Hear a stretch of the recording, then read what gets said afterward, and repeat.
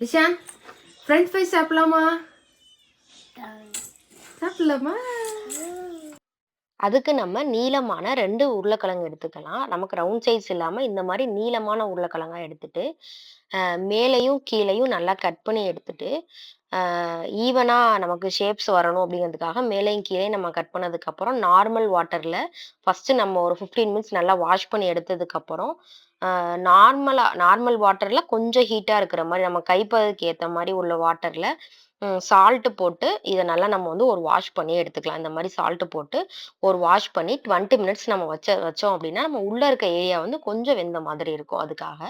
Next ஆயில வந்து normal ஹீட்ல அ ஒரு ஒரு 2, 3 நிமிஷம் நல்லா ரோஸ்ட் பண்ணி எடுத்து அதாவது லைட்டா ஒயிட் கலர்லயே இருக்கிற ஸ்டேஜ்லயே எடுத்ததுக்கப்புறம், அகைன் நல்லா எண்ணெய் சூடானதுக்கப்புறம், நல்லா ஹை ஹீட்ல வச்சு நல்லா சூடானதுக்கப்புறம், ப்ரௌனிஷ் கலர்ல நம்ம வந்து ஃப்ரை பண்ணி எடுத்துக்கலாம். ஸோ நம்ம 2 தடவ ஃப்ரை பண்ற மாதிரி இருக்கும்.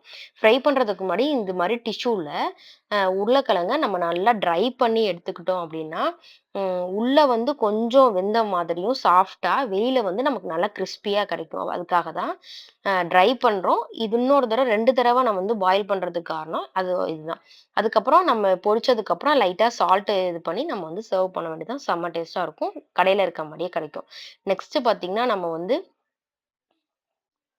பெருங்காயம், மஞ்சத்தூள், உப்பு, அரிசி மாவு, ஓமம், பட்டர், இது வந்து கடல மாவு. 1 கப் கடல மாவுலேருந்து அ அ இந்த மெஷர்மென்ட்ல தான் நான் வந்து எடுத்திருக்கேன். இப்போ நம்ம எடுத்திருக்க ஓமத்துல நம்ம நல்லா தண்ணி ஊத்தி நமக்கு அதாவது ஒரு 1/4 கப்பு தண்ணி இருக்கிற அளவுக்கு நம்ம நல்லா அரைச்சு ஓமத்த எடுத்ததுக்கப்புறம், கடல மாவ ஒரு பவுல்ல கடல மாவ போட்டு, அத நல்லா கட்டி இல்லாம நல்லா நம்ம வந்து மிக்ஸ் பண்ணிக்கலாம். அதுக்கு அடுத்து அரிசி மாவு, அம் அ 1 கப்புக்கு 1/4 கப் அரிசி மாவுல வந்து நம்ம அதையும் நல்லா மிக்ஸ் பண்ணதுக்கப்புறம், இப்போ வந்து தேவையான அளவு பெருங்காயம், தேவையான அளவு உப்பு, மஞ்சத்தூள் இத 3யுமே நம்ம வந்து ஆட் பண்ணிக்கலாம். எல்லாத்தையுமே ஆட் பண்ணி நம்ம நல்லா கைப்பட நல்லா பெசஞ்சதுக்கப்புறம், பட்டர நம்ம ஆட் பண்ணிட்டு, அ இந்த ஓமத்த வந்து நம்ம அரைச்சு தண்ணி எடுத்திருக்கோம்ல, அத வந்து கொஞ்சம் கொஞ்சம் கொஞ்சம் கொஞ்சமா ஆட் பண்ணி, நம்ம வந்து இத இடியப்ப உரல்ல வச்சு பெனையிற அளவுக்கு நமக்கு அந்த மாவு பதத்த வந்து கொஞ்சம் கெட்டியாவே கொஞ்சம் 15 மினிட்ஸ் வேக வச்சதுக்கப்புறம்,